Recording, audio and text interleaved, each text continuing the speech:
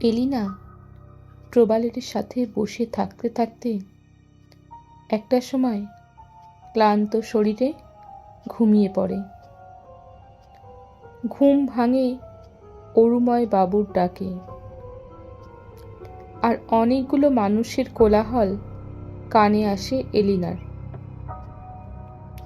এলিনা বেশ ভালো করেই বুঝতে পারে ওকে আর প্রবালকে এমন অপ্রকৃতিস্থ অবস্থায় দেখে বাড়ির আশ্রিত নারী পুরুষ সকলেই খুব চিন্তিত। কিন্তু এলিনা তখনও একটা ঘোর লাগা অনুভূতি নিয়ে চুপটি করে বসে থাকে। সময় চলে যায় সময়ের মতো। অরুময় বাবুর উদ্বিগ্ন মুখ আর কৌতূহলী দৃষ্টি দেখে এলিনা বুঝতে পারে সে সত্যি তার বাবা তাকে নিয়ে চিন্তিত। কিন্তু গত রাতে সেই ঘোমটা পড়া মেয়েটির কথা মনে পড়তেই এলিনার মনে তার বাবার জন্য এক রাশ ঘৃণার জন্ম নেয়। এলিনাকে এভাবে চুপ থাকতে দেখে অরুময় বাবু বলে ওঠেন, কি হয়েছে মানি? তুই, প্রবাল, সবাই এখানে কেন? আমাকে বলবি গত রাতে ঠিক কি হয়েছিল? এলিনা এই প্রশ্নের উত্তর দেবার আগে চারিপাশের পরিবেশ ভালো করে লক্ষ্য করে। ওর চোখ খুঁজে বেড়ায় গত রাতে সেই ঘোমটা পড়া মেয়েটিকে। কারণ সেই মেয়েটির জন্যই আজ এলিনা প্রবালকে ফিরে পেয়েছে। কিন্তু কোথাও সেই মেয়েটির দেখা পায় না এলিনা। মনে মনে বুঝতে পারে এটাও কোনো চক্রান্ত, তাই ও আর কিছুই বলে না। অরুময় বাবু তখনও একইভাবে জিজ্ঞাসা করে চলেছেন, কি হয়েছে? এলিনা আর প্রবাল এখানে কেন? এলিনা মনে মনে ঠিক করে সময় আসলে সব প্রশ্নের জবাব চাইবে বাবার কাছে। তার আগে প্রবালকে সুস্থ করা ভীষণ জরুরি। তাই মনের ভিতর একরাশ ঘৃণা আর অনেকগুলো প্রশ্ন থাকলেও ও অরুময় বাবুকে বলে গত রাতের ঘটনা। এলিনা ওর বাবার মুখের অভিব্যক্তি লক্ষ্য করে যখন ও কথাগুলো বলছিল। তখন অরুময় বাবু যেন অন্য জগতে চলে গিয়েছিলেন। ওনাকে দেখে মনে হলো ওনার সামনে কোনো অতীতের কবর খুঁড়ে বের করে আনা হলো। এলিনা খুব ভালো করেই বুঝতে পারে রহস্যের জট অতীতে, আর সেই রহস্য জানতে অনেক সময় লেগে যাবে। তবে তার আগে প্রবালের সুস্থ হওয়াটা ভীষণ রকম জরুরি। অরুময় বাবুকে সব কিছু বলার শেষে এলিনা বলে যাতে ওকে হালদার বাড়িতে পৌঁছে দেওয়া হয়, কারণ প্রবাল ওই বাড়ির উত্তরসূরি। এই মুহূর্তে প্রবালের বাড়ির লোকেদের সঙ্গে থাকাটাই উচিত। এলিনার কথায় অরুময় বাবুর মুখের ভাব ভঙ্গি পরিবর্তন হয়। তিনি সাথে সাথেই বলেন, কেন রে মানি? আমি কি প্রবালকে ঠিক করে রাখতে পারবো না? একটু সময় দে আমায়। এই মুহূর্তে এলিনার ওর বাবার কথাগুলো অপরাধীর মতো শোনায়। তাই হালদার বাড়ি যাওয়া নিয়ে আর কোনো কথা বলে না ও। এবার অরুময় বাবু নির্দেশ দেন হরিকাকাকে, হরিকাকা, তুমি আরও কয়েকটা লোক নিয়ে এসো, যাতে ওরা সবাই মিলে প্রবালকে ঘরে নিয়ে যেতে পারে। হরিকাকা সাথে সাথেই দু একজন লোককে নিয়ে আসে সেখানে। তারপর প্রবালের অবচেতন দেহটা নিয়ে ওরা যায় এলিনার ঘরে, অর্থাৎ এই বাড়িতে এলিনার প্রবালের জন্য যে ঘরটি বরাদ্দ করা হয়েছে। এলিনা ঘরে বসে প্রবালের মাথায় হাত দিয়ে দেখল ওর প্রচণ্ড জ্বর। এলিনার বড় অসহায় লাগলো। প্রবালকে নিয়ে এলো এমন একটা জায়গায় যেখানে একটু আনন্দ করবে, কিন্তু না, এমন একটা বিপত্তি হলো। আর এলিনার মনে আরো অনেক প্রশ্নের ঝড় উঠল। প্রবাল কেন গত রাতে বাড়ির বাইরে বেরিয়েছিল, আর কেনই বা অবচেতন হয়ে গাছের নিচে পড়েছিল? ভেবেছিল প্রবাল এই কথার উত্তর এলিনাকে নিজেই দেবে, কিন্তু এলিনা এখন বুঝতে পারল প্রবাল কিছুতেই এই উত্তর দেবার অবস্থায় নেই। তাই এলিনা ওর বাবার কাছে জ্বর কমানোর ওষুধ চাইল। অরুময় বাবু পেশায় ডাক্তার, তাই সবসময় ওষুধ তার সঙ্গেই থাকে। তাই এবারেও ব্যতিক্রম হলো না। তিনি এলিনাকে জ্বর কমানোর ওষুধ দিলেন। এলিনা জ্বর কমানোর ওষুধ প্রবালকে খাইয়ে দিল। এবার এলিনা ঘরের মধ্যে সবাইকে বাইরে যেতে বলল। তারপর ঘরের দরজাটা বন্ধ করে দিয়ে প্রবালকে নিয়ে ব্যস্ত হয়ে পড়ল। একটা বাটিতে জল নিয়ে মাথায় জলপটি দিতে লাগলো। সবাইকে বাইরে যেতে বলার কারণ এই মুহূর্তে এলিনার কিছুই ভালো লাগছে না। কোনো লোকের সাথে কথা বলতেও ইচ্ছে করছে না। ওর কেবল একটাই কথা মনে হচ্ছে, প্রবাল সুস্থ হয়ে যাক তাড়াতাড়ি। তাই নিজেকে প্রবালের সেবায় নিয়োজিত করল। এলিনা যখন প্রবালকে জলপট্টি দিচ্ছিল, কিছুক্ষণ পরে পরে এলিনা বুঝতে পারছিল প্রবাল বিড়বিড় করে কিছু একটা বলছে, আর সেটা শোনার জন্য এলিনা কান পাতল প্রবালের মুখের কাছে। এলিনা শুনতে পেল প্রবাল বলছে, ঠান দিদি, তোমার কথা না শুনে খুব ভুল করেছি, আমায় ক্ষমা করে দাও। তুমি আমায় বারবার বলেছিলে প্রবালমণি, খুব সাবধানে থেকো, এই স্থান তোমার জন্য পদে পদে বিপদ আনবে, তবু তোমাকেই তো প্রয়োজন। এলিনা প্রবালের মুখে ঠান দিদির নাম আর এই কথাগুলো শুনে কিছুই বুঝে উঠতে পারল না। সবটাই ওর মাথার ওপর দিয়ে যেতে লাগলো। কি হচ্ছে এখানে? ওষুধ তো অনেকক্ষণ খেয়েছে, কিন্তু প্রবালের জ্বর নামছে না কেন? এলিনা আবারও অস্থির হয়ে থার্মোমিটারে চেক করল ওর দেহের তাপমাত্রা, 102°F। এবারে এলিনার খুব সন্দেহ হলো, এই জ্বর আর যাই হোক কোনো স্বাভাবিক জ্বর নয়। তাহলে এখন উপায়? এলিনা কি করে সুস্থ করবে প্রবালকে? এই মুহূর্তে ওর একজনের কথাই মনে হতে লাগলো,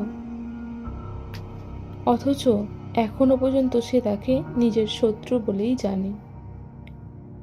তবুও মনে হলো হয়তো সেই পারবে প্রবালকে সুস্থ করতে। এলিনা মনে মনে সেই শত্রুর কথা ভাবতেই একটা অবিশ্বাস্য ঘটনা ঘটল।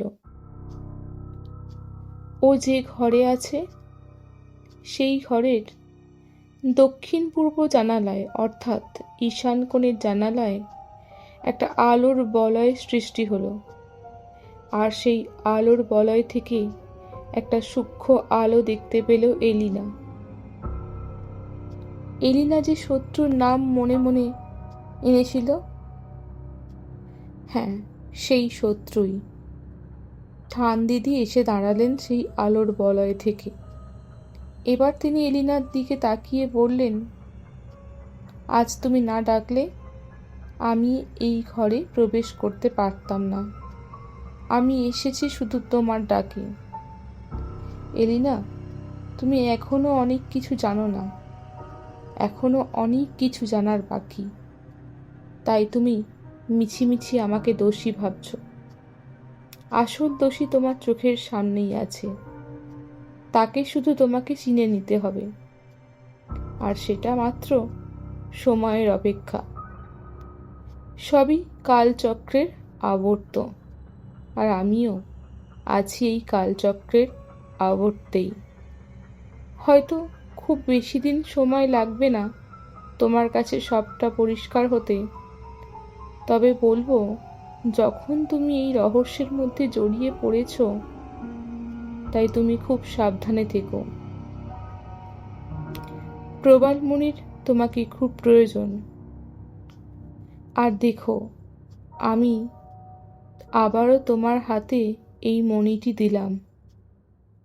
তুমি এই মণি দিয়ে তোমার হাতের ত্রিশূলের উপর রাখবে। তোমার হাতে রাখা ত্রিশূলের তৃতীয় ফলা যেখানে, ঠিক সেই জায়গাটা প্রবালের চোখের মাঝে স্পর্শ করাবে। দেখবে প্রবাল সুস্থ হয়ে যাবে। কথাগুলো বলতে বলতে ঠানদিদির অবয়ব আলোর মধ্যে বিলীন হয়ে গেল। এলিনার মনে হয় ঘুম এসেছিল। গত রাতের ক্লান্তি আর এতটা মানসিক চাপ। তবে কি এলিনা এতক্ষণ ধরে স্বপ্ন দেখল? কি হচ্ছে ওর সাথে?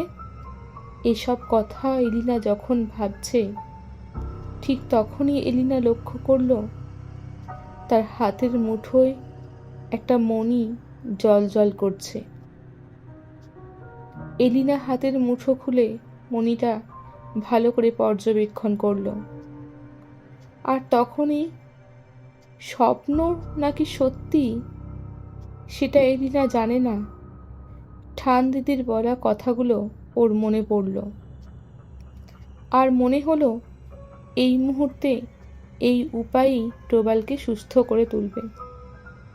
আর এলিনা সেই কথা অনুযায়ী মণিটাকে ওর হাতের ত্রিশূলের ট্যাটুর ওপর রাখল। কিছু সময়ের মধ্যেই হলো এক অবিশ্বাস্য ঘটনা।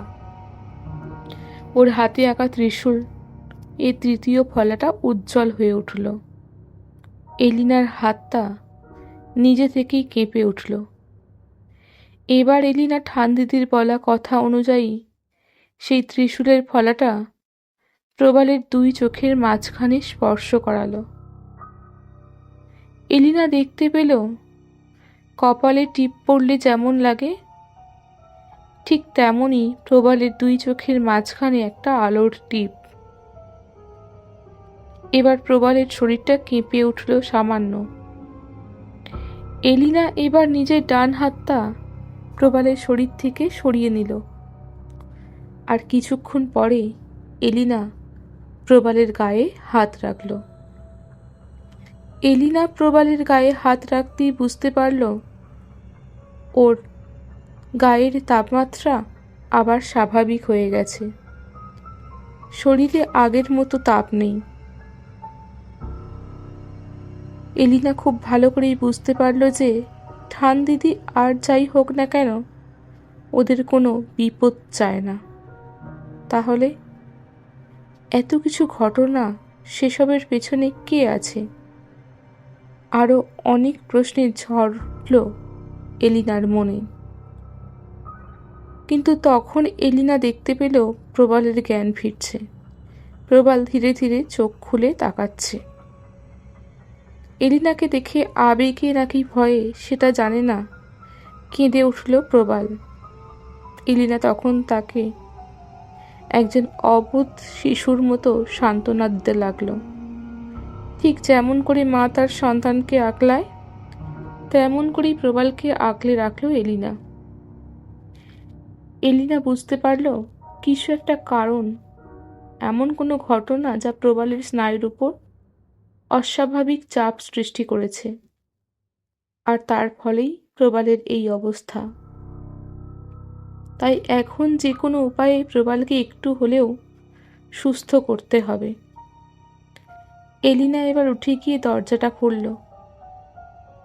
এলিনা দেখল সেখানে উদ্বিগ্ন হয়ে দাঁড়িয়ে আছেন হরিকাকা ও তার স্ত্রী, আর পিছনে অস্থির হয়ে পায়চারি করছেন অরুময় বাবু। এলিনা হরিকাকাকে বলল, এক গ্লাস দুধ আনতে। বলার সাথে সাথেই হরিকাকা ছুটে গেল সেই কাজ করতে। মাত্র 5 মিনিটের মধ্যেই হরিকাকা চলে এলো গরম দুধ নিয়ে। এলিনা এবার দুধটা প্রবালের কাছে নিয়ে এলো। একটু একটু করে সব দুধটা খাইয়ে দিল।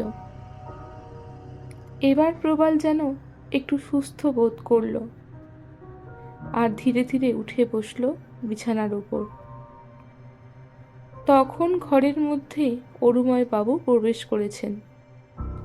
প্রবালকে একটু সুস্থ হতেই তিনি সাথে সাথেই প্রশ্ন করলেন, প্রবাল, বলো, গত রাতে ঠিক কি ঘটেছিল? তুমি যদি না বলো আমি জানতে পারবো না, আর এটা আমার জন্য খুবই জরুরি। তাই প্লিজ মনের মধ্যে কোনো কথা না রেখে আমাদেরকে খুলে বলো। প্রবাল এবার গত রাতের ঘটনার কথা একটু একটু করে বলতে শুরু করলো অরুময় বাবুকে। এলিনা লক্ষ্য করল প্রবাল যখন গত রাতের বর্ণনা দিচ্ছে তখন সে কেঁপে কেঁপে উঠছে, আর এলিনাও প্রবালের কথাগুলো শুনে ভীষণ রকম ভয় পাচ্ছে। প্রবাল যখন কথাগুলো বলছিল তখন এলিনার চোখ গেল দরজার পাশে। দেখতে পেল সেই ঘোমটা পরা মেয়েটি দাঁড়িয়ে আছে। এলিনা সেই মুহূর্তে প্রবালের কাছ থেকে উঠে দরজার দিকে এগিয়ে গেল, আর এলিনাকে দেখে সেই মেয়েটি সেই মুহূর্তে সেখান থেকে ছুটে চলে গেল। অরুময় বাবু এই সবই লক্ষ্য করলেন। তার কপালে একটা চিন্তার ভাঁজ দেখা গেল, সেটা আর কেউই দেখতে পেল না। এলিনা খুব ভালো করেই বুঝতে পারল তাকে এইভাবে ধরা খুব কঠিন, অন্য কোনো উপায় ভাবতে হবে।